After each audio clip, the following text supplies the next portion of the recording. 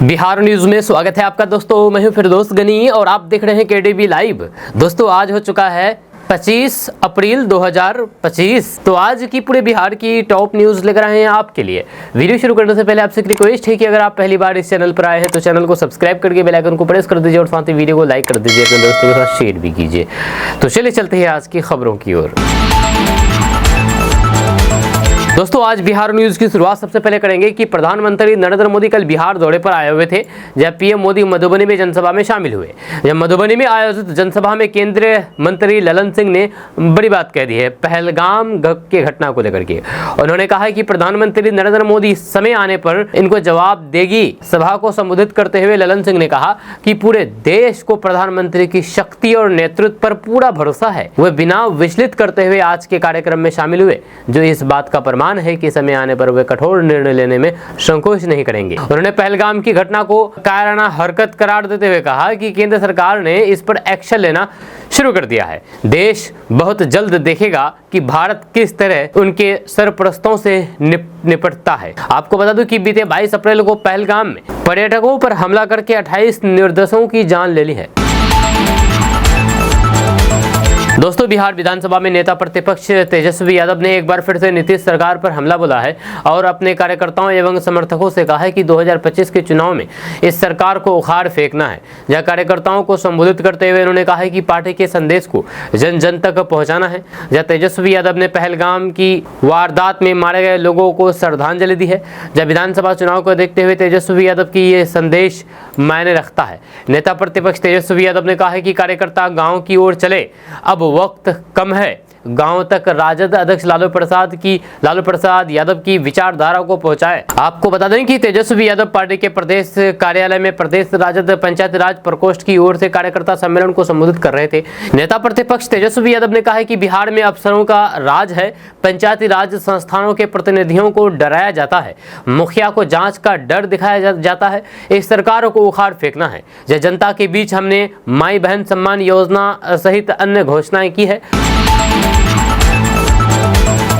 बीच में गड़बड़ कर दिया, अब कभी भी उसके साथ नहीं जाएंगे। जहां पीएम मोदी के सभा में फिर से नीतीश कुमार ने ये बात दोहराई है, जहां मंच पर पीएम मोदी के सामने में मौजूद थे। जब पीएम मोदी ने इस मौके पर 13,480 करोड़ रुपए की योजनाओं का शिलान्यास और लोकार्पण किया। जहां नीतीश कुमार ने कहा है कि प्रधानमंत्री नरेंद्र मोदी आज हमारे बीच आए हैं, ये बड़ी खुशी की बात है। उन्होंने कहा कि बिहार के विकास के लिए बहुत कुछ काम किया है।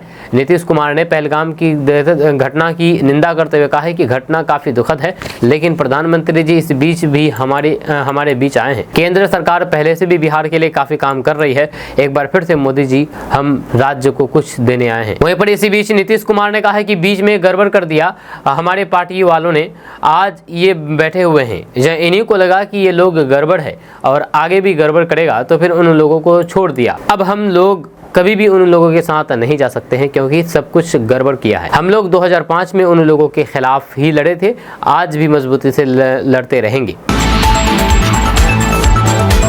दोस्तों प्रधानमंत्री नरेंद्र मोदी कल बिहार आए हुए थे। पीएम मोदी ने यहां पर कहा कि मैं अपनी बात प्रारंभ करने से पहले आपसे प्रार्थना करना चाहता हूं कि आप जहां हैं वहीं बैठ करके 22 तारीख को जिन परिवारजनों को हमने खोया है उनको श्रद्धांजलि देने के लिए कुछ पल मौन रखें। साथ ही साथ पीएम मोदी ने इसके बाद कहा है कि आज पंचायती राज दिवस के मौके पर पूरा देश मिथिला से जुड़ा है, जब बिहार से जुड़ा है। आज यहाँ पर देश के बिहार के विकास से जुड़े हुए हजारों करोड़ रुपए के प्रोजेक्ट का शिलान्यास और फिर लोकार्पण हुआ है। जब गाँव पंचायतों में बड़ी समस्या जमीन विवाद की रही है, जब इसके समाधान के लिए जमीनों के रिकॉर्ड का डिजिटलीकरण किया जा रहा है। बिहार देश का पहला राज्य था जहां पर महिलाओं को 50% आरक्षण दिया गया। जब मैं नीतीश जी का अभिनंदन करता हूं, बड़ी संख्या में आज दलित पिछड़े अति पिछड़े समाज की बेटियां सेवाएं दे रही है। यही लोकतंत्र में सबसे बड़ी भागीदारी है। जब लोकसभा और विधानसभा में महिलाओं के लिए 35% आरक्षण का कानून भी बनाया गया है, इसका फायदा भी होगा, हमारे बहन बेटियों को प्रतिनिधित्व में मिलेगा। महिलाओं को आगे बढ़ाने के लिए सरकार मिशन मोड में काम कर रही है। बिहार में जीविका दीदियों के कार्यक्रम से महिलाओं का जीवन बदला है। जीविका दीदियों को 1,000 करोड़ की मदद दी गई है। पूर्णिया से एक खबर सामने आई है कि पूर्णिया में क्रिकेट टैलेंट हंट का आयोजन हुआ। जी आपको बता दूं कि यहाँ पर 6 जिलों से करीब 200 से अधिक युवा खिलाड़ी आए थे। जी आपको बता दूं कि पूर्णिया के रमेश विजय लक्ष्मी मेमोरियल स्टेडियम में एक भव्य क्रिकेट टैलेंट हंट का आयोजन किया गया। इस आयोजन में पूर्णिया, भागलपुर, कटिहार, अररिया, किशनगंज और फारबिसगंज जिलों से आए हुए 200 से अधिक युवा खिलाड़ियों ने भाग लिया है। जहाँ इस कार्यक्रम का उद्देश्य क्षेत्रीय स्तर की प्रतिभाओं को पहचाना और फिर उन्हें राष्ट्रीय एवं अंतर्राष्ट्रीय मंच पर उभारने के लिए आवश्यक प्रशिक्षण प्रदान करना है। इस आयोजन में प्रतिभागियों को शारीरिक फिटनेस परीक्षण, तकनीकी मूल्यांकन, नेट प्रैक्टिस, मिनी मंच और फिर फील्डिंग अभ्यास जैसे विभिन्न चरणों से होकर के गुजरना पड़ा है। दोस्तों, प्रधानमंत्री नरेंद्र मोदी कल बिहार के मधुबनी पहुंचे थे। यहां पर बिहार के मधुबनी में प्रधानमंत्री मोदी बहुत कुछ बयां कर गया। जी आपको बता दूं कि जम्मू कश्मीर के पहलगाम में निहत्थे सैलानियों के नरसंहार से पूरा देश गम और गुस्से में है। जब बिहार के मधुबनी में पंचायती राज दिवस के लाभार्थियों को सम्मान देते हुए पीएम मोदी के चेहरे पर भी देश के गुस्से की ये झलक साफ दिखाई दे रही थी। जब पीएम मोदी जब भी बिहार दौरे पर आए हैं, मुख्यमंत्री नीतीश कुमार के साथ उनकी केमिस्ट्री और हल्का फुल्का हंसी मजाक चलता रहा है। लेकिन पूरे कार्यक्रम के दौरान प्रधानमंत्री मोदी का चेहरा बेहद सख्त था। पीएम मोदी ने अपने भाषण के आखिरी में जब उन्होंने पहलगाम हमले का जिक्र किया तो उनकी आवाज में दहशतगर्दियों को अंजाम तक पहुंचाने की ललकार थी। जब सजा मिलेगी और जरूर मिलेगी, ये लाइन जब वे दोहरा रहे थे तो फिर भारत के इरादे क्या है उन्होंने ये भी जाहिर कर दिया। जब आपको बता दूं कि मधुबनी में प्रधानमंत्री मोदी कार्यक्रम में शामिल तो जरूर हुए, लेकिन उनकी बॉडी लैंग्वेज काफी अलग दिखी। जब उनके चेहरे पर इस दहशतगर्द हमले को लेकर के गुस्सा और इसमें मारे गए लोगों के प्रति दुख साफ तौर पर दिख रहा था। जब पीएम मोदी के चेहरे के ये भाव दहशतगर्दियों की नींद उड़ाने के लिए काफी थे। जब पीएम मोदी ने कहा है कि 22 अप्रैल को जम्मू कश्मीर के पहलगाम में दहशतगर्दियों ने मासूम देशवासियों को जिस बेरहमी से मारा है उससे पूरा देश व्यथित है। जब कोटि कोटि देशवासियां दुखी है। जब सभी पीड़ित परिवारों के इस दुख, पूरा देश उसके साथ खड़ा है दुख की घड़ी में। जिन परिवारजनों का अभी इलाज चल रहा है वे जल्द स्वस्थ हों, इसके लिए भी सरकार हर प्रयास कर रही है। या इस हमले में किसी ने अपना बेटा खोया, किसी ने अपना भाई खोया, किसी ने अपना जीवन साथी खोया। मैं बहुत साफ शब्दों में कहना चाहता हूं कि जिन्होंने ये हमला किया है उन दहशतगर्दियों और इस हमले की साजिश रचने वालों को उनकी कल्पना से भी बड़ी सजा मिलेगी। यह सजा मिलकर के रहेगी। अब दहशतगर्दियों की बची खुची जमीन को भी मिट्टी में मिलाने का काम समय आ गया है। 140 करोड़ भारतीयों की इच्छा शक्ति अब दहशतगर्द के आकाओं की कमर तोड़ करके रहेगी। साथ ही साथ पीएम मोदी ने कहा कि बिहार वह धरती है जहां से पूज्य बापू ने सत्याग्रह के मंत्र का विस्तार किया था। जब पूज्य बापू के दृढ़ विश्वास था जब तक भारत के गांव मजबूत नहीं होगा तब तक भारत का तेज विकास नहीं हो पाएगा। देश में पंचायती राज की परिकल्पना के पीछे यही भावना है, ये कहना है पीएम मोदी का। दोस्तों, प्रशांत किशोर ने यह साफ कर दिया है कि बिहार विधानसभा चुनाव में 40 मुसलमानों को टिकट देंगे और महिलाओं को 4% ब्याज पर लोन दिया जाएगा। आपको बता दें कि जनसुराज उद्घोष यात्रा के क्रम में बांका पहुंचे जनसुराज के सूत्रधार प्रशांत किशोर ने कहा कि वे आगामी विधानसभा चुनाव में 150 सीटों पर महिला, मुसलमान और फिर अति पिछड़ा वर्ग के उम्मीदवारों को टिकट देंगे। इसमें कम से कम 40 महिलाएं, 40 मुसलमानों और फिर 70 अति पिछड़ा वर्ग के लोगों को टिकट दिया जाएगा। वहीं पर पत्रकारों से उन्होंने कहा कि बिहार में उनकी सरकार बनने पर प्लान रोकने के लिए काम किया जाएगा। 15 साल से कम उम्र के बच्चों के लिए बेहतर शिक्षा की व्यवस्था, 60 साल से ऊपर के बुजुर्गों के साथ साथ दिव्यांग और फिर विधवा के लिए मासिक पेंशन की राशि भी कुछ 2000 रुपए तक की दी जाएगी। साथ ही साथ महिलाओं को जीविका की जगह सीधे बैंक से महज 4% ब्याज पर ऋण दिया जाएगा। इसके साथ ही घंटे भर के अंदर शराबबंदी कानून को हटा दिया जाएगा। इस कानून की वजह से हर साल 20,000 करोड़ रुपए का नुकसान हो रहा है। जब प्रशांत किशोर ने कहा है कि 20 मई से लोकनायक जयप्रकाश नारायण के गांव सिताब दियारा से बिहार बदलाव यात्रा पर निकलेंगे। इस दौरान हुए 240 विधानसभा क्षेत्र में जाएंगे। उन्होंने विकास के मुद्दे पर केंद्र और फिर राज्य सरकार पर सवाल उठाते हुए कहा कि 50 लाख महादलित परिवारों को 3 डिसमिल जमीन सरकार ने देने की घोषणा में अब तक महज 2,34,34,000 परिवारों को ही जमीन मिल सकी है, जबकि 2015 में प्रधानमंत्री मोदी ने बिहार के लिए 1.25 लाख करोड़ के विशेष पैकेज की घोषणा की थी। दोस्तों, बिहार में लोजपा रामविलास के सांसदों और फिर नेताओं द्वारा पिछले कुछ दिनों से लगातार ये कहा जा रहा है कि चिराग पासवान बिहार की राजनीति में आना चाहते हैं। हालांकि चिराग पासवान ने अब तक इस पर चुप्पी साध रखी थी, लेकिन अब चिराग पासवान ने भी बिहार की राजनीति का हिस्सा बनने को लेकर के अपनी चुप्पी तोड़ दी है। चिराग पासवान ने कहा है कि बिहार में खुद को वे सहज पाते हैं और बिहार की अच्छी समझ है। चिराग पासवान ने इस बात का समर्थन कर दिया है कि मेरी प्राथमिकता बिहार है और मैं बिहार के लिए ही बिहार की राजनीति में आया हूँ और हमारा यही उद्देश्य है कि बिहार से जो पलायन हुआ है उसे वापस लाया जाए और बिहार की राजनीति करने में सबसे ज़्यादा सहज भी समझता हूं और फिर मैं सबसे ज़्यादा अच्छा भी समझता हूं। चिराग पासवान ने कहा है कि बिहार की राजनीति में मैं अपने आप को सहज पाता हूं। उसका सीधा मतलब ये चिराग पासवान ने अपने पार्टी के द्वारा जो मांग की गई थी उसका सही कहीं ना कहीं समर्थन कर दिया है। दोस्तों, प्रधानमंत्री नरेंद्र मोदी के बिहार दौरे को लेकर के आरजेडी भड़क गई है। जहां आरजेडी प्रवक्ता मृत्युंजय तिवारी ने पीएम मोदी के दौरे को लेकर के उन पर हमला बोला है। उन्होंने कहा है कि पहलगाम में हमले में कई लोगों की जान गई है और उन लोगों की चिता की आग अभी ठंड भी नहीं हुई है। इस पर राजनीतिक रोटी नहीं सेकी जानी चाहिए। मृत्युंजय तिवारी ने एक न्यूज़ चैनल से बातचीत करते हुए कहा कि पूरा देश पहलगाम हमले को लेकर के गमगीन है, साथ ही साथ देश के लोगों में गुस्सा भी है। उन्होंने कहा कि पीएम मोदी को राजनीति करने का और मौका मिल जाएगा, लेकिन देश अभी ये जानना चाहता है कि आखिर पहलगाम में चूक कहां हुई, किसके कारण इतने लोगों की जान गई। जब मृत्युंजय तिवारी ने कहा कि पीएम इस बात का जवाब दें कि कहां सुरक्षा में चूक हुई है। जहां उन्होंने कहा है कि बिहार में चुनाव है, इसलिए पीएम मोदी को बिहार की चिंता सता रही है। आज प्रधानमंत्री नरेंद्र मोदी कोई राजनीतिक भाषण ना करें। आरजेडी प्रवक्ता मृत्युंजय तिवारी ने कहा है कि देश चाहता है कि दहशतगर्द मिटाना और फिर इसके लिए सरकार के फैसले के साथ विपक्ष खड़ा है। उन्होंने कहा है कि सरकार भावनात्मक रूप से राजनीतिक रोटी ना सके। दोस्तों, पंचायती राज दिवस पर तेजस्वी यादव ने बिहार और केंद्र सरकार पर जमकर के निशाना साधा है। उन्होंने कहा है कि बिहार सरकार पंचायतों को डराने धमकाने का काम कर रही है, जहां उनके हक को छीनने की कोशिश की जा रही है। सरकार नहीं चाहती है कि पंचायतों को मजबूत किया जाए। जहां तेजस्वी यादव ने कहा है कि पंचायतों को जनप्रतिनिधियों के अधिकार को छीना गया है, जिसके लिए उन्हें धरना प्रदर्शन किया गया। जब मुखिया जी को धमकाया गया, इस सरकार में भय का वातावरण बनाया गया है। अफसरशाही पूरी तरीके से हावी है। मौजूदा सरकार न्याय और जस्टिस देने की जगह वे आपका शोषण करने में लगी हुई है। तेजस्वी यादव ने कहा है कि बिहार में 20 साल और केंद्र के 11 साल देखा, लेकिन बिहार आज भी सबसे फिसदी राज्य है, पिछड़ा राज्य है। सरकारी आंकड़े बताते हैं कि 3 से 4 करोड़ बिहार के पलायन कर रहे हैं। प्रति व्यक्ति आय बिहार में सबसे कम है, ना कल कारखाना है ना कोई धंधा है। किसानों की आय देश में सबसे कम है। वहीं पर तेजस्वी यादव ने केंद्र पर बिहार के साथ सौतेले व्यवहार करने का आरोप लगाया है। जो सहयोग आर्थिक तौर पर बिहार को मिलना चाहिए वो नहीं मिला। जब संसद में बिहार को विशेष राज्य का दर्जा देने से मना कर दिया गया। तेजस्वी यादव ने इस दौरान एक बार फिर से आने वाले चुनाव में राजद की जीत का दावा किया है। उन्होंने कहा है कि अब सही समय है इस राज्य से 20 साल से चली आ रही सरकार को उखाड़ फेंकने का। दोस्तों, तिरहुत इलाके की सब्जी अब दुबई और नेपाल जाएगी। इसकी तैयारी में विभाग जुटा है।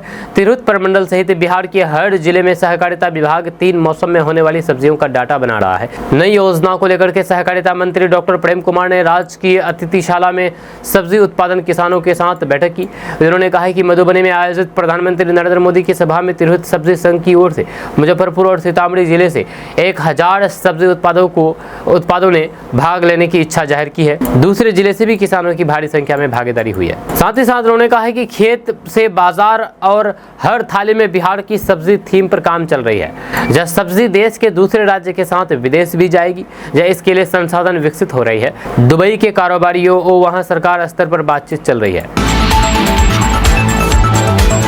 दोस्तों, मुख्यमंत्री नीतीश कुमार पर पलटने का आरोप लगता रहा है। जब वो एनडीए गठबंधन से निकले तो फिर बीजेपी ये आरोप लगा रही थी, और जब वो महागठबंधन से निकले तो फिर आरजेडी ने ये आरोप लगाया। लेकिन अब सीएम नीतीश कुमार ने प्रधानमंत्री नरेंद्र मोदी के सामने खुले मंच से केंद्रीय मंत्री की ओर इशारा करते हुए साफ साफ बता दिया है कि इनके कारण एनडीए से निकले थे, और जब इन्हें समझ में आया तो फिर वापस एनडीए में आ गए। आपको बता दूं कि सीएम नीतीश कुमार जब ये बात बातें कह रहे थे तो फिर वहीं पर मौजूद जेडीयू के कद्दावर नेता राजीव रंजन सिंह यानी कि ललन सिंह भी मौजूद थे। जब प्रधानमंत्री नरेंद्र मोदी का स्वागत अभिनंदन करने के बाद सीएम नीतीश कुमार ने अपनी बात रखनी शुरू की। जब सारी बातों पर तालियां बज रही थी, लेकिन एक बात सुनकर के केंद्रीय मंत्री राजीव रंजन सिंह उर्फ ललन सिंह हद पर बढ़ गए। सीएम नीतीश कुमार ने उनकी ओर इशारा करते हुए साफ साफ बता दिया कि इन्हीं की वजह से ये एनडीए से निकले थे, यानी कि ललन सिंह की वजह से। जब मुख्यमंत्री नीतीश कुमार रॉ में थे, उन्होंने केंद्र और फिर राज्य में एनडीए सरकार की चर्चा करते हुए कहा कि हम लोग एक ही साथ रहे हैं, बीच में हम गड़बड़ कर दिए। सीएम नीतीश कुमार ने ललन सिंह की ओर इशारा करते हुए कहा कि हमारे पार्टिया वाला यहीं तो बैठे हुए हैं, इन्हीं से पूछिए। वे तो बाद में इन्हीं को लगा कि वह गड़बड़ है, इसलिए उसको छोड़ दिए, यानी कि लालू प्रसाद यादव को छोड़ दिए। अब हम लोग कभी उसके साथ नहीं जा सकते हैं, सब गड़बड़ किया है, उनके खिलाफ ही हम लोग लड़े थे। दोस्तों, बिहार के मधुबनी में कल मंच पर गजब का नजारा देखने को मिला जब केंद्रीय मंत्री ललन सिंह सीएम नीतीश कुमार की कुर्सी पर जाकर के बैठ गए। इस दौरान ललन सिंह और फिर प्रधानमंत्री मोदी के बीच जो संवाद हो रहा था वह देख करके साफ जाहिर हो रहा था कि दोनों के बीच कितने मधुर संबंध हैं। इस तस्वीर के सामने आने के बाद कयास लगाए जा रहे हैं कि ये बिहार का भविष्य है। जब सीएम नीतीश कुमार के कुर्सी पर ललन सिंह को देख करके कुछ देर के लिए सभी चौंक गए। दोस्तों, बिहार के मुंगेर में एक शादी समारोह में हाई वोल्टेज ड्रामा देखने को मिला। यहाँ पर वरमाला के बाद दुल्हन अपने प्रेमी के साथ रफू चक्कर हो गई, भाग गई। घटना मुंगेर जिले के असरगंज थाना क्षेत्र की है। बताया जा रहा है कि सती स्थान गांव में एक दुल्हन ने शादी की मंडप तक पहुंचने से पहले ही अपने प्रेमी साथ भाग करके सबको चौंका दिया। लड़की के पिता अजय मंडल ने बड़े धूमधाम से अपनी बेटी नेहा की शादी की तैयारी की थी। जब बारात संग्रामपुर थाना क्षेत्र के बैजनाथपुर गाँव से आई थी। दूल्हा अमरजीत मंडल अपने परिवार और रिश्तेदारों के साथ शादी करने के लिए आया हुआ था। वरमाला की रस्म भी हो चुकी थी।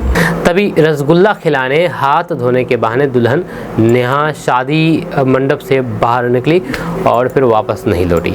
काफ़ी खोजबीन के बाद परिजनों को पता चला है कि वे अपने प्रेमी के साथ फरार हो गई है, जिसके बाद देर रात तक गाँव में हाई वोल्टेज ड्रामा चलता रहा। जहाँ दुल्हन को ढूंढने की काफ़ी कोशिश की गई, लेकिन उसका और फिर उसके प्रेमी दोनों का कोई भी अता पता नहीं चला। आखिरकार दूल्हा अमरजीत मंडल और फिर उसका परिवार बिना दुल्हन के ही बारात वापस लेकर के लौट गए।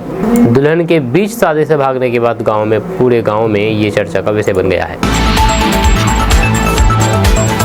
दोस्तों, एक बार मौका दीजिए, हम काम नहीं कर पाया तो फिर हटा दीजिएगा। जी हाँ, ये कहना है तेजस्वी यादव का। आपको बता दूं कि बिहार विधानसभा चुनाव में अब बहुत कम समय रह गया है, लिहाजा सभी पार्टियां अपने अपने वोटर की संख्या बढ़ाने की तैयारी में है। आज सत्ता पक्ष के साथ साथ विपक्ष ने भी 1857 के स्वतंत्रता संग्राम के योद्धा वीर कुंवर सिंह जी की जयंती मनाया।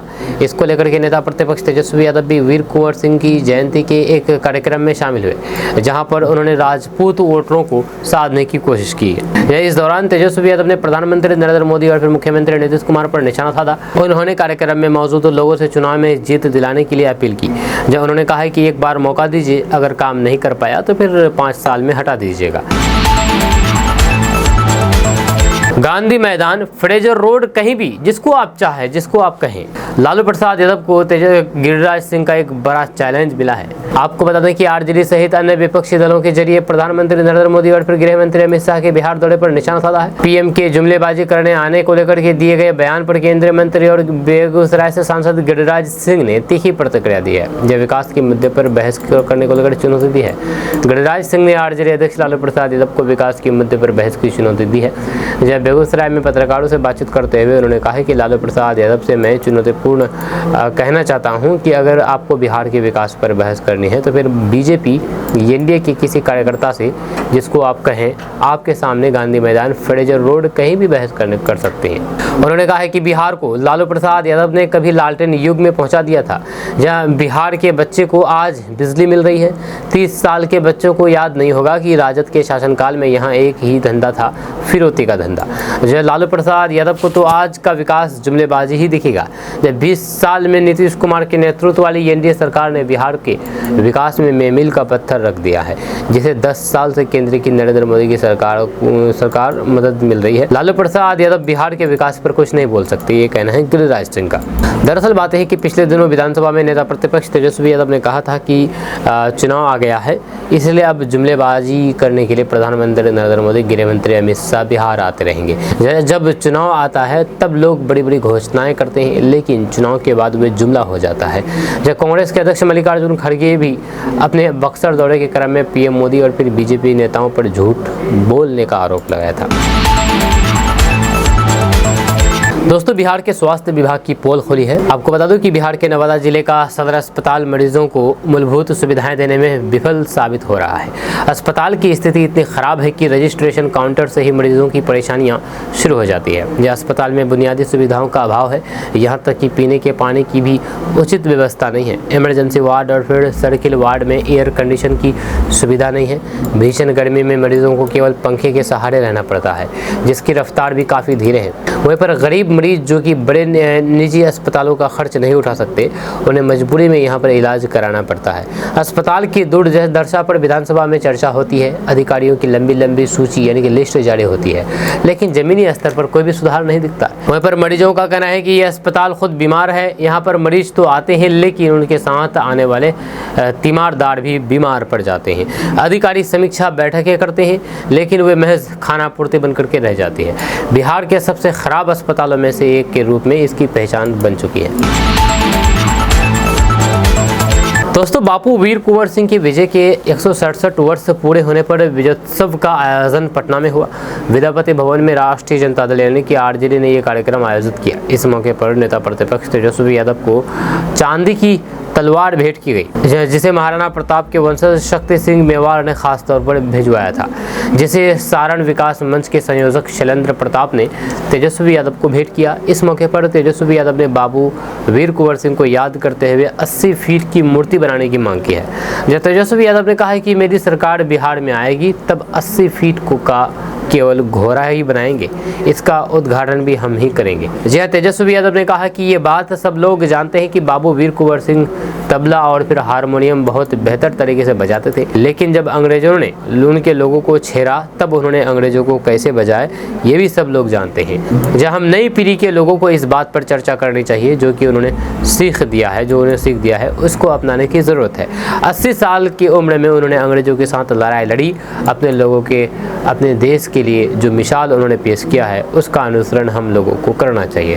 वहीं पर तेजस्वी यादव ने यह भी कहा कि लालू प्रसाद जब मुख्यमंत्री बने तो फिर आरा में बाबू वीर कुंवर सिंह के नाम पर यूनिवर्सिटी का निर्माण हुआ और फिर पटना के आर ब्लॉक में लालू प्रसाद यादव ने वीर कुंवर सिंह जी की मूर्ति का भी स्थापित करवाने का काम किया। दोस्तों, बिहार में एक साथ सुपर बम्पर बहाली होने जा रही है। जी हाँ, अगर आप भी रोजगार की तलाश कर रहे हैं तो ये खबर आपके लिए बेहद अहम है। आपको बता दूं कि बिहार में एक बार फिर से बम्पर बहाली होने जा रही है। बिहार सरकार के 10 विभागों में खाली पड़े पदों पर एक साथ बहाली होने जा रही है। जी हाँ, आज मुख्य सचिव ने संयुक्त प्रक्रिया की समीक्षा करने के बाद इन पदों पर बहाली शुरू करने का आदेश जारी कर दिया है। इससे बड़े पैमाने पर युवाओं को रोजगार मिलेगा।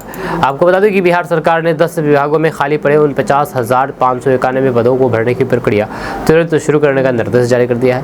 नियुक्ति को लेकर के मुख्य सचिव अमृतलाल मीना ने मुख्य सचिवालय सभागार में संबंधित विभागों से नोडल पदाधिकारियों के साथ समीक्षा बैठक की।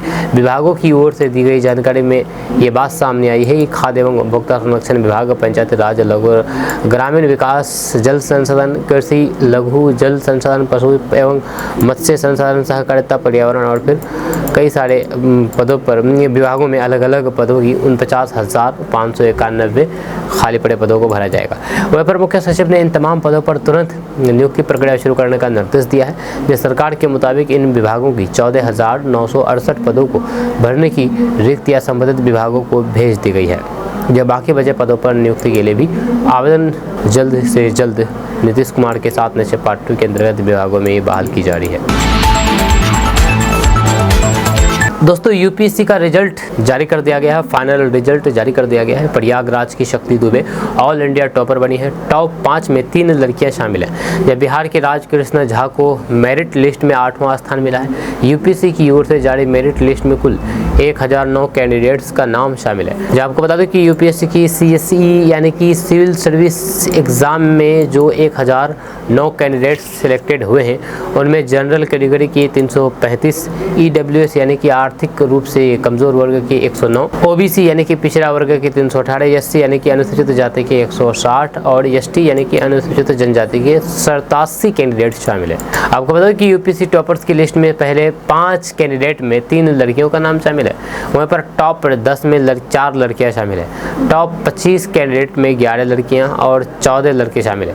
यूपीएससी की ओर से दी गई जानकारी के मुताबिक टॉपर्स ने IIT, NIT, VIT, JNU, Delhi university और फिर इलाहाबाद यूनिवर्सिटी से इंजीनियरिंग, ह्यूमैनिटीज़, विज्ञान, कॉमर्स, मेडिकल साइंस और फिर आर्किटेक्ट में ग्रेजुएशन किया है। दोस्तों, अप्रैल महीने में सूरज की तपिश ने लोगों को परेशान कर दिया है। पारा 40 डिग्री के पहाड़ चला गया है। आपको बता दूं कि ये अप्रैल की शुरुआत होते ही भीषण गर्मी की चपेट में आ गया है पूरे बिहार। जहाँ यहाँ का अधिकतम तापमान, मुजफ्फरपुर का अधिकतम तापमान 40 डिग्री से ऊपर चला गया है, जो कि इस सीज़न का अब तक का रिकॉर्ड है। जहाँ सुबह से ही सूरज की तपिश ने लोगों को परेशान करना शुरू कर दिया है। दोपहर होते होते गर्मी अपने चरम पर पहुँच गई। तेज़ धूप और फिर पछुआ हवा के कारण शहर की सड़कें दिन के समय लगभग सुनसान रही। इस प्रचंड गर्मी में पंखे और फिर कूलर भी बेअसर दिखे। जहाँ राहगीर, छोटे बच्चे और फिर दिहाड़ी मजदूर सबसे ज़्यादा प्रभावित हुए। जहाँ लोग ठंडे पेय पदार्थों और फिर बर्फ से राहत पाने की कोशिश में दिखे। मौसम विभाग ने आने वाले 4 दिनों में गर्मी और बढ़ने की चेतावनी दी है।